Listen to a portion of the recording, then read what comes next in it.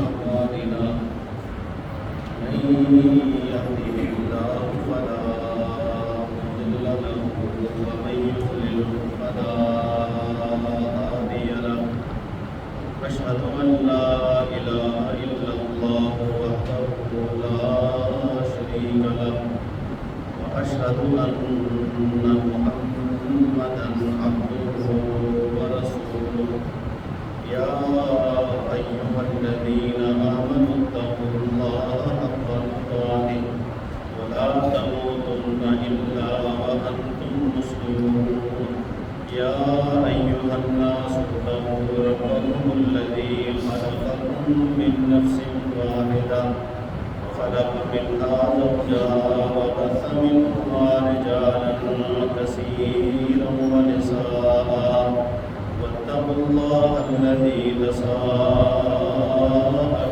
به والأرحام إن الله كان عليكم رقيبا يا أيها الذين آمنوا اتقوا الله وقولوا قولا سديدا يصلح لكم أعمالكم ويغفر لكم ذنوبكم ومن يطع الله ورسوله فقد فاز فوزا عظيما أما بعد فإن خير الحديث كتاب الله وخير الهدي هدي محمد صلى الله عليه وسلم وشر الأمور محدثاتها وكل محدثة بدعة وكل بدعة ضلالة وكل ضلالة في النار إن الله وملائكته يصلون على النبي يا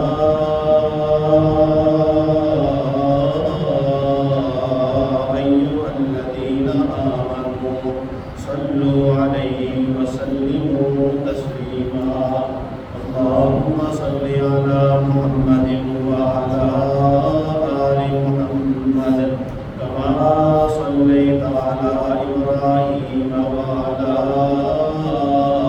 آل إبراهيم إنك حميد مجيد اللهم بارك على محمد وعلى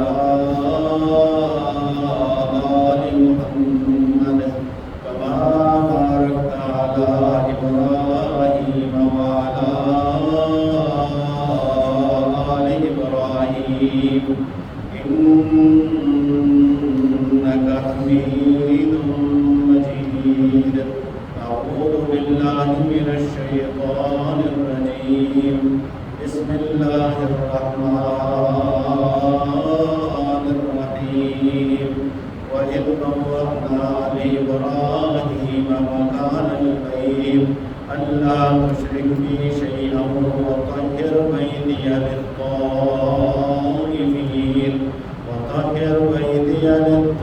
للطائفين والقائمين والركع السجود وأذن في الناس بالحج يأتوك رجالا وعلى كل ضامر يأتين من كل فج عميق.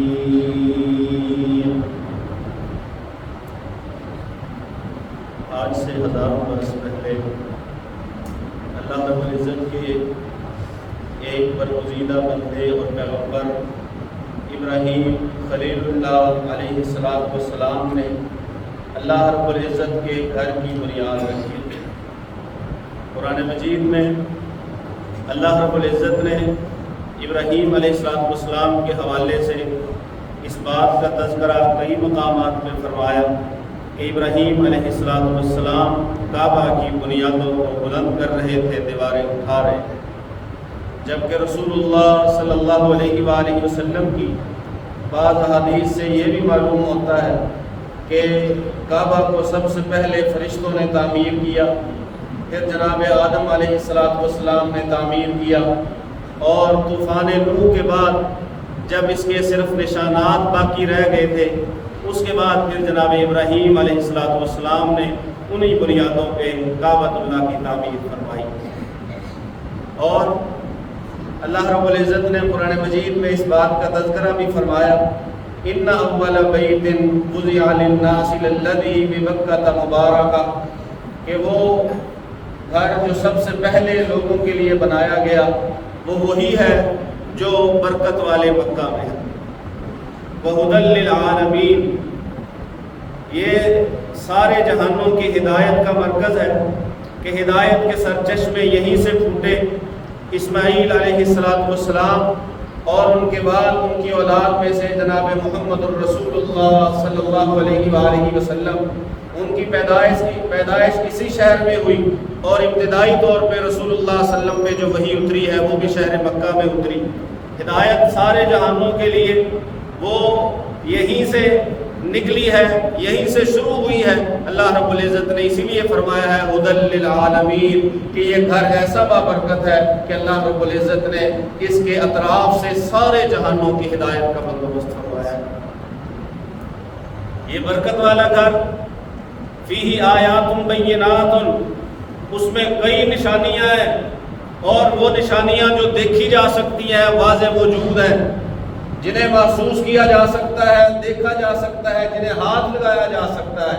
اللہ کی بڑی بڑی نشانیاں وہاں پہ اس شہر مکہ میں موجود ہیں، حرم کے آس پاس موجود ہے، کعبۃ اللہ کے پڑوس میں موجود ہیں۔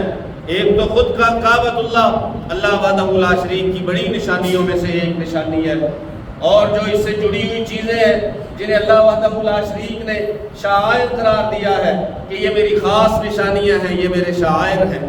شعائر اللہ رب العزت نے کچھ چیزوں کو بھی قرار دیا، شعائر اللہ رب العزت نے کچھ وقتوں کو بھی قرار دیا، شعائر اللہ وحدہ لا شریک نے کچھ شخصیات اور افراد کو بھی قرار دیا، اور شعائر اللہ وحدہ لا شریک نے کچھ اعمال اور ارکان کو بھی ان کو بھی نام دیا ہے کہ یہ میرے شاعر ہیں، انہیں بھی اپنا شاعر قرار دیا ہے۔ اور اللہ کے جو شاعر ہوتے ہیں، وَمَن يُعَظِّمْ شَعَائِرَ اللَّهِ فَإِنَّهَا مِن تَقْوَى الْقُلُوبِ، جو اللہ کے شاعر ہیں ان کی تعظیم اور ان کی حرمت کا پاس رکھنا، ان کی عزت، ان کی تقدیس جو ہے یہ ہر ایک پہ لازم ہے۔ اللہ فرماتے ہیں دلوں کے تقویٰ کی نشانی یہ ہے کہ اللہ رب العزت کے شاعر کی بندہ تعظیم کرے گا، بے حرمتی نہیں کرے گا۔ اللہ کے سارے شاعر لائق تعظیم ہے۔ وہ شاعر میں سے ایک شعیرہ بیت اللہ ہو جو مکہ میں ہے، یا مسجد نبوی ہو جو مدینہ میں ہے، یا مسجد اقصیٰ ہو جو فلسطین میں ہے، یا دنیا کے کسی بھی کونے میں اللہ رب العزت کے نام، اللہ کے ذکر، اللہ کی عبادت کے لیے بنائی گئی مساجد ہیں، یہ سب کے سب اللہ کے شاعر ہیں، یہ اللہ کے شاعر ہیں۔ اور اللہ رب العزت نے اپنے شاعر کی تعظیم کا حکم دیا ہے۔ اسی طرح افراد کو اللہ وحدہ لا شریک نے اپنے شاعر قرار دیا ہے۔ افراد میں انبیاء ہیں، اور انبیاء کا ساتھ دینے والے لوگ ہیں، رسول اللہ صلی اللہ علیہ وآلہ وسلم کے اہل بیت ہیں، صحابہ کرام رضوان اللہ علیہ مجمعین ہیں، اللہ کے اولیاء ہیں، مجاہدین فی سبیل اللہ ہیں، محدثین ہیں، مفسرین ہیں، فقہاء ہیں، ائمہ ہیں، اللہ وحدہ لا شریک کے دین کا کام کرنے والے لوگ ہیں، کیونکہ اللہ رب العزت نے انہیں اپنی ذات کے ساتھ، اپنی شخصیت کے ساتھ جوڑا ہے اور بیان کیا ہے۔ ان للہ اہلین من الناس، اللہ فرماتے ہیں لوگوں میں سے کچھ بندے وہ اللہ کے خاص ہوتے ہیں۔ کون ہیں؟ ہم اہل القرآن، اہل اللہ و خاصۃ، وہ ہیں جو اہل قرآن ہیں، جنہیں اللہ نے قرآن کا علم دیا ہے، وہ اللہ والے ہیں۔ ہم اہل القرآن اہل اللہ و خاصۃ، یہ اللہ والے ہیں اور اللہ کے خاص بندے ہیں۔ اللہ نے بعض اوقات کو اپنے شاعر قرار دیا ہے، جیسے حرمت والے مہینے ہیں، 4 حرمت والے مہینے، ایک تو یہ ہے ذی القعدہ جو بھی چل رہا ہے، اس کے بعد ذی الحج، اس کے بعد محرم، اور چوتھا مہینہ رجب کا ہے جو شعبان سے پہلے گزر چکا ہے۔ یہ اوقات ہیں جو اللہ رب العزت کے شاعر ہیں۔ رمضان المبارک ہے، ایسے ہی جمعہ کا دن ہے، جمعہ کا دن بھی اللہ کے شاعر میں سے ایک شعیرہ ہے، اللہ کی بڑی بڑی علامتوں اور نشانیوں میں سے ایک نشانی ہے۔ اسی طرح بعض اعمال وہ اللہ کے شاعر ہیں، احکامات ہیں اللہ کے، رسول اللہ صلی اللہ علیہ وآلہ وسلم کے فرامین اور احکامات ہیں۔ اعمال ہے، نماز ہے، روزہ ہے، حج ہے، زکوٰۃ ہے، جہاد فی سبیل اللہ ہے، یہ سارے کے سارے شعائر ہیں، اور ان شعائر کی تعظیم لازمی اور فرض ہے۔ جو ان کا مذاق اڑائے، جو ان کا استہزاء کرے، جو ان کا استحقار کرے، انہیں حقیر سمجھے اور ان پر اعمال پر لطیفے بنائے، ہنسے ٹھٹھا کرے، ایسا بندہ وہ منافق ہوتا ہے، کیونکہ اللہ وحدہ لا شریک نے منافقوں کے بارے میں فرمایا ہے کہ یہ وہ لوگ ہیں بآیات اللہ و رسولہ، کہ اللہ کی آیتوں کے ساتھ، اللہ کے رسولوں کے ساتھ، اللہ کے بندوں کے ساتھ، اللہ کے حکموں کے ساتھ مذاق کرتے ہیں اور ان کا مذاق اڑاتے ہیں۔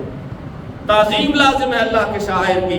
فی آیات بینات، بڑی بڑی نشانیاں ہیں، اور ایک بڑی نشانی کا تذکرہ اللہ وحدہ لا شریک نے فرمایا مقام ابراہیم، مقام ابراہیم ہے وہاں پہ۔ یہودیوں کا دعویٰ یہ تھا کہ بیت المقدس ہی سب کچھ ہے، جسے جناب ابراہیم علیہ السلام نے بنایا، اور جس کے پڑوس میں ابراہیم علیہ السلام رہے، جہاں جناب ابراہیم علیہ السلام کی ساری اولاد رہی، اسحاق علیہ السلام کی اولاد رہی، جناب یعقوب، جناب یوسف، یہ سب کے سب وہی پیدا ہوئے، یہ بیت المقدس ہی سب کچھ ہے، مکہ میں کچھ نہیں ہے۔ اللہ وحدہ لا شریک نے اس چیز کا انکار فرما دیا، رد فرما دیا کہ نہیں، بڑی بڑی نشانی ہے، مقام ابراہیم کوئی چھوٹی نشانی ہے؟ مقام ابراہیم اصل میں ہے کیا؟ وہ پتھر جب ابراہیم علیہ السلام کے قد سے اونچی ہو گئی بیت اللہ کی دیواریں اور بنا رہے تھے، تو اس پتھر کو نیچے رکھا تاکہ اپنے قد سے اونچا جو ہے اس کی دیواروں کو بنایا جائے، اور اس پتھر کے اوپر معجزانہ طور پہ جناب ابراہیم علیہ السلام کے قدموں کے نشانات گڑ گئے۔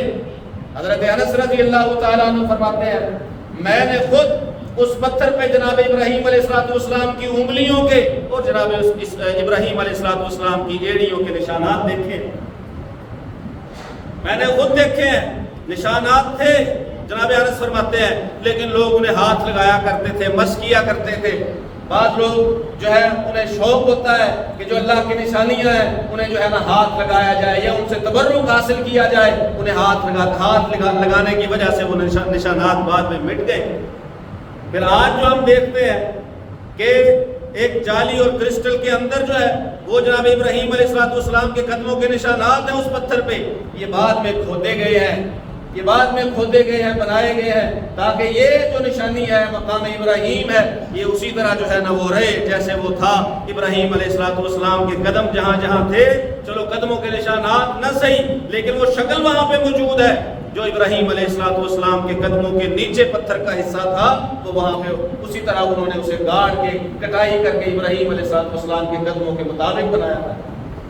مقام ابراہیم، اس سے بڑی نشانی کیا ہوگی کہ ابراہیم علیہ السلام کے قدموں کے نشانات ہیں، اور قدموں کے نشانات بھی ایسے وَاتَّخِذُوا مِن مَّقَامِ إِبْرَاهِيمَ مُصَلًّى کہ اللہ وحدہ لا شریک نے فرمایا کہ نماز پڑھنی ہے تو جو مقام ابراہیم ہے جہاں پہ اسے اپنے نماز کی جگہ بناؤ۔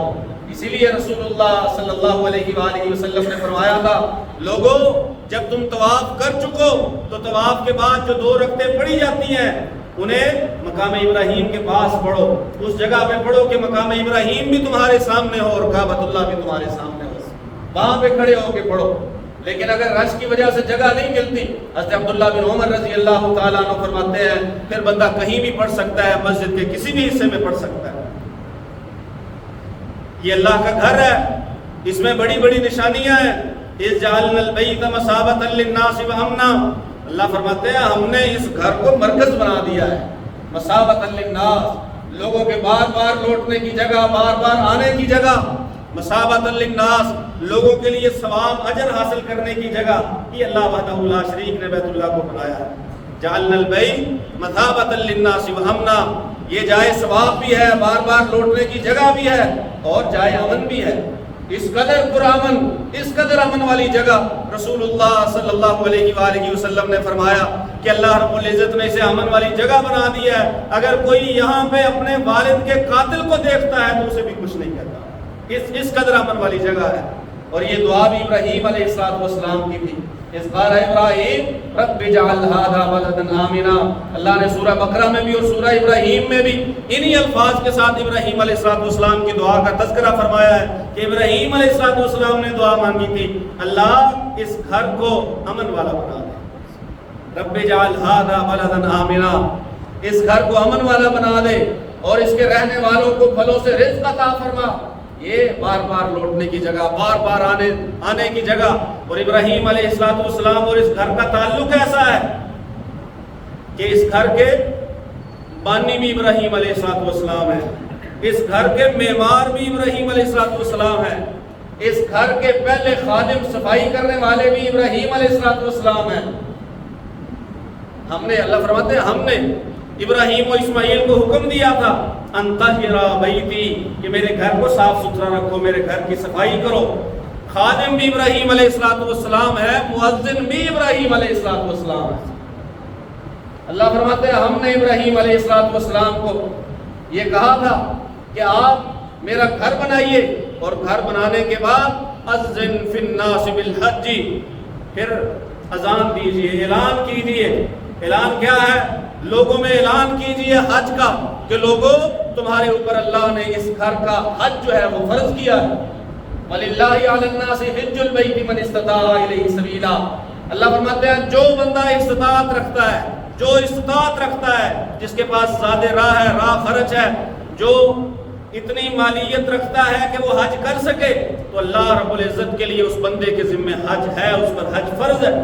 رسول اللہ صلی اللہ علیہ وسلم نے جب یہ سورہ آل عمران کی آیت پڑھی تو بعض لوگوں نے پوچھا افی کل عام یا رسول اللہ صلی اللہ علیہ وسلم, اللہ کے پیغمبر صلی اللہ علیہ وسلم کیا ہر سال فرض ہے؟ صاحب استطاعت میں ہر سال فرض ہے. رسول اللہ صلی اللہ علیہ وسلم خاموش رہے. دوبارہ پوچھنے والے نے پوچھا فی کل عام, ہر سال فرض ہے؟ آپ خاموش رہے. تیسری بار پوچھا گیا, رسول اللہ صلی اللہ علیہ وسلم نے فرمایا لو قلت نعم لوجبت, اگر میں ہاں کہہ دیتا تو فرض ہو جاتا, اگر میں کہہ دیتا کہ ہاں ہر سال فرض ہے تو فرض ہو جاتا. سنو, جو استطاعت رکھتا ہے زندگی میں اگر ایک بار حج کر لے, اللہ اس سے حج کی فرضیت کو ثابت فرما دیتا ہے. ایک بار حج کر لے, اذن فی الناس بالحج. اللہ فرماتا ہے ابراہیم تو نے اعلان کرنا ہے. اکیلے ابراہیم, اسماعیل اور ان کی بیوی, اور ساتھ جو ہے وہ ایک چھوٹا سا بنو جرہم کا آیا ہوا قبیلہ آباد ہوا, پانی کی وجہ سے وہاں پہ رک گیا کہ یہاں پہ پانی ہے, زمزم ہے. صرف چند لوگ, اللہ یہ چند لوگوں کے لیے اعلان کروانا ہے. فرمایا نہیں, تیرا کام اعلان کرنا ہے. یأتوک رجالا وعلی کل ضامر یأتین من کل فج عمیق. پھر لوگوں کو اگر پیدل چل کے آنا پڑا پیدل چل کے آئیں گے, سواریوں پہ آنا پڑا سواریوں پہ آئیں گے, دور دراز راستے طے کر کے آئیں گے, سفر کر کے آئیں گے. کوئی فضائی سفر کر کے آئے گا, کوئی زمینی سفر کر کے آئے گا, کوئی سمندری سفر کر کے آئے گا. تیرا کام ہے اعلان کرنا, لوگوں تک اس اعلان کو پہنچانا, وہ اللہ کا کام ہے. رسول اللہ صلی اللہ علیہ وآلہ وسلم نے فرمایا کہ اللہ رب العزت نے اس اعلان کو روحوں تک پہنچایا.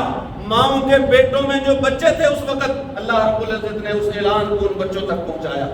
جو ابھی تک پیدا نہیں ہوئے تھے ان تک پہنچایا. اور جنہوں نے اعلان حج کو سن کے لبیک کہا, جس روح نے یا ماں کے پیٹ میں بچے نے یا کسی زندہ نے اس وقت لبیک کہا, رسول اللہ صلی اللہ علیہ وسلم نے فرمایا وہ زندگی میں حج کرے گا, وہ بیت اللہ جائے گا.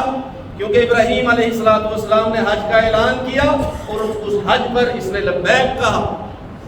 لوگ آئیں گے, نبی آئیں گے, نیک لوگ آئیں گے, اللہ کے بندے آئیں گے. اللہ کے نبی بھی آئے. رسول اللہ صلی اللہ علیہ وسلم نے فرمایا مجھے ایسے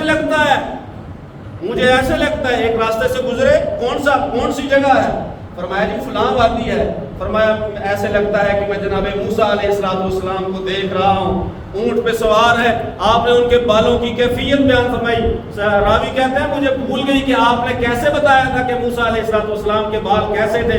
فرمایا وہ یہاں اس وادی سے گزرے, تلبیہ پڑھ رہے تھے, اور حال یہ تھا کہ اپنی دونوں انگلیاں کانوں میں ڈالی ہوئی تھی تاکہ آواز زیادہ بلند ہو جائے, اور لبیک اللہم لبیک کی صدا لگاتے ہیں. ایک اور جگہ سے گزرے, پھر پوچھا کون سی جگہ ہے؟ فلاں وادی ہے. کہا ایسے لگتا ہے جیسے میں یونس بن متی علیہ السلام کو دیکھ رہا ہوں، جناب یونس کو دیکھ رہا ہوں، وہ یہاں سے گزر رہے ہیں، سرخ اونٹ پہ سوار ہے اور تلبیہ کہہ رہے ہیں، لبیک اللہم لبیک کہہ رہے ہیں۔ رسول اللہ صلی اللہ علیہ وآلہ وسلم نے فرمایا مجھے یوں محسوس ہوتا ہے جیسے میں عیسیٰ علیہ السلام کو دیکھ رہا ہوں کہ وہ ان وادیوں سے گزر رہے ہیں، وہ آ رہے ہیں، جا رہے ہیں اور وہ تلبیہ کہہ رہے ہیں، وہ حج کے لیے یا عمرے کے لیے فرمایا یا دونوں کے لیے کہہ رہے ہیں۔ یہ رسول اللہ صلی اللہ علیہ وسلم نے خبر دے دی کہ جب جناب عیسیٰ علیہ السلام دوبارہ دنیا پہ تشریف لائیں گے تو وہ بیت اللہ کا حج کریں گے یا عمرہ کریں گے یا رسول اللہ صلی اللہ علیہ وسلم کے فرمان کے مطابق دونوں کریں گے۔ اذن فی الناس بالحج، ابراہیم تیرا کام ہے اعلان کر دینا، اطلاع دے دینا، اللہ کا حکم مان کے لوگوں کو آواز لگا دینا، اب ان تک آواز کو پہنچانا اور ان سے لبیک کہلوانا اور انہیں اس گھر تک پہنچانا، یہ پھر اللہ کا کام ہے۔ یأتوک رجالا وعلی کل ضامر یأتین من کل فج عمیق، کوئی پیدل آئے گا، کوئی جو ہے وہ کمزور سواری پہ آئے گا، بڑے دور دراز راستے طے کر کے آئیں گے، اللہ کے اس گھر کا طواف کرنے کے لیے آئیں گے، اللہ کے اس گھر کی زیارت کے لیے آئیں گے۔ رسول اللہ صلی اللہ علیہ وآلہ وسلم نے فرمایا جو بندہ اللہ رب العزت کے گھر کا حج کرتا ہے، من حج فلم یرفث، ایک حدیث میں الفاظ ہے من حج فلم یرفث ولم یفسق رجع کیوم ولدتہ امہ، کہ جو بندہ حج کرتا ہے بیت اللہ کا اور اس میں کسی بھی قسم کا شہوانی فعل نہیں کرتا، شہوانی بات نہیں کرتا اور نہ ہی کوئی فسق و فجور والی بات یا کام کرتا ہے، رجع کیوم ولدتہ امہ، واپس آتا ہے تو ایسے ہوتا ہے جیسے آج ہی اس کی ماں نے اسے جنا ہے، آج ہی اس کا جنم ہوا ہے، آج ہی پیدا ہوا ہے، گناہوں سے بالکل پاک اور صاف۔ اللہ رب العزت ایسے اس بندے کو واپس لے کے آتے ہیں۔ حضرت عبداللہ بن عمر رضی اللہ تعالیٰ عنہ فرماتے ہیں کہ رسول اللہ صلی اللہ علیہ وآلہ وسلم نے فرمایا جو بندہ بیت اللہ کے حج کے لیے گھر سے نکلتا ہے، اللہ وحدہ لا شریک ہر قدم کے بدلے میں نیکی عطا فرماتا ہے، ہر قدم کے بدلے اللہ گناہ معاف کرتا ہے، ہر قدم کے بدلے اللہ وحدہ لا شریک اس کا درجہ بلند فرماتا ہے۔ رسول اللہ صلی اللہ علیہ وسلم نے ایک جگہ عالج جگہ ہے مکہ کے پاس، اس کا نام لے کے فرمایا کہ یہ جو مقام عالج ہے، اس جگہ پہ جتنی ریت ہے، ریت کے جتنے ذرات ہیں، اگر کوئی اتنے گناہ لے کے آتا ہے حج کرنے کے لیے، واپس جاتا ہے اللہ سارے گناہوں کو معاف فرما دیتے ہیں۔ رسول اللہ صلی اللہ علیہ وسلم نے فرمایا اگر ایک بندے کے گناہ اتنے ہیں جتنے دنیا کے دن ہیں، جتنے دن ہیں جب سے کائنات بنی ہے جب تک چلے گی، جتنے دن ہیں اگر اس کے گناہ ان دنوں کے برابر ہیں، اللہ وحدہ لا شریک وہ گناہ معاف فرما دیتا ہے۔ آسمان سے بارش اترتی ہے، جتنے قطرات ہیں، جتنے قطرے ہیں، اللہ وحدہ لا شریک ان قطرات کے برابر بھی اگر کسی کے گناہ ہیں جو گنے نہیں جاتے، شمار نہیں کیے جا سکتے۔ تینوں چاروں ایسی چیزوں کا تذکرہ فرمایا۔ حاجی گھر سے نکلے، جتنے قدم اٹھائے، جتنے قدم رکھے، کوئی شمار نہیں کر سکتا، نہ آج تک کسی نے شمار کیے ہوں گے۔ یا کوئی بڑا ٹیلا ہے ریت کا، اس کے جتنے ذرات ہیں شمار نہیں ہو سکتے۔ دنیا کے جتنے دن ہیں انہیں شمار نہیں کیا جا سکتا۔ آسمان سے بارش کے کتنے قطرے اترتے ہیں، ایک بار اترے یا کئی بار اترے، اس چیز کا تذکرہ نہیں رسول اللہ صلی اللہ علیہ وسلم نے کیا، ان کو گنا نہیں جا سکتا، شمار نہیں کیا جا سکتا۔ رسول اللہ صلی اللہ علیہ وسلم نے فرمایا اگر کسی کے اتنے گناہ بھی ہوں اور وہ آئے بیت اللہ کا حج کرنے کے لیے، اللہ وحدہ لا شریک سارے گناہوں کو معاف فرما دیتے ہیں۔ توفیق بھی اللہ کی طرف سے، انعام بھی اللہ کی طرف سے۔ رسول اللہ صلی اللہ علیہ وسلم نے فرمایا والحج المبرور لیس جزاؤہ الا الجنہ، جو حج مبرور ہے، ایسا حج جو مقبول حج ہے، گناہوں سے پاک حج ہے، اس کا اگر کچھ بدلہ ہو سکتا ہے نا تو وہ جنت ہو سکتی ہے، اس سے کم نہیں، جنت ہو سکتی ہے۔ پھر جو حاجی حج کرنے کے لیے جائے، الحاج والمعتمر، یا عمرہ کرنے کے لیے جائے، حج کی استطاعت نہیں ہے، عمرہ کرنا بھی سنت ہے، عمرہ کرنا بھی سنت ہے۔ حج کے لیے جاتا ہے یا عمرہ کے لیے جاتا ہے، رسول اللہ صلی اللہ علیہ وسلم نے فرمایا یہ اللہ کے مہمان ہیں، یہ اللہ کے مہمان ہیں۔ کوئی حج کرنے کے لیے جائے، عمرہ کرنے کے لیے جائے، یباہی بہم الملائکہ، اللہ وحدہ لا شریک فرشتوں کو بلا کے سامنے کر کے ان کے سامنے بات کرتے ہیں، بات نہیں کرتے بلکہ ان لوگوں پہ اللہ وحدہ لا شریک فخر کا اظہار کرتے ہیں۔ دیکھو یہ میرے بندے ہیں، یہ میرے بندے ہیں، جو میرے لیے آئے، میرا تلبیہ کہا، تلبیہ بھی وہ جس میں شرک کی نفی ہے، جس میں توحید کا اقرار ہے، لبیک اللہم لبیک لبیک لا شریک لک لبیک ان الحمد والنعمت لک والملک لا شریک لک۔ شرک کا انکار بار بار، اللہ وحدہ لا شریک کی توحید کا اقرار، اللہ کی حمد و ثنا، اللہ وحدہ لا شریک کی نعمتوں کا اقرار اور اعتراف۔ اللہ رب العزت ان بندوں پہ فخر کرتے ہیں، اور یوم عرفہ کے دن رسول اللہ صلی اللہ علیہ وسلم نے فرمایا اللہ اتنے بندوں کو جہنم سے آزاد کرتے ہیں کہ سال میں اللہ نے اتنے بندوں کو جہنم سے آزاد نہیں کیا ہوتا۔ کوئی بھی دن ایسا نہیں ہے کہ جس میں اللہ 9 ذی الحج یوم عرفہ سے زیادہ بندوں کو جہنم سے آزاد فرماتا ہے۔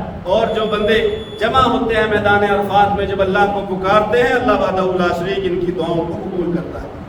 رسول اللہ صلی اللہ علیہ وسلم نے فرمایا جو دعا ہے نا، دعا وہ یوم عرفہ کی دعا ہے، ایسی دعا جو قبول ہو، ایسی دعا جس کی فضیلت ہے، ایسی دعا جو مانگنی چاہیے، ایسی دعا جس کو اللہ توفیق دے، وہ میدان عرفات میں ہو، 9 ذی الحج ہو، وہ ہاتھ اٹھائے، اللہ وحدہ لا شریک سے اپنی ضرورتیں مانگے، خیر مانگے، بھلائیاں مانگے، حسنات مانگے، جنت مانگے۔ اللہ وحدہ لا شریک لوگوں کی دعاؤں کو قبول فرماتے ہیں۔ یہ رسول اللہ صلی اللہ علیہ وآلہ وسلم کے فرامین ہیں۔ سو بیت اللہ کا عمرہ، بیت اللہ کا حج، بیت اللہ کی عمارت، بیت اللہ کا پڑوس، یہ سارا کچھ برکت والا ہے، یہ سارا کچھ رحمت والا ہے، یہ سارا کچھ ہدایت والا ہے، سارا کچھ اللہ کو راضی کرنے والا ہے۔ اللہ سے دعا ہے اللہ سن سمجھ کر عمل کی توفیق نصیب فرمائے۔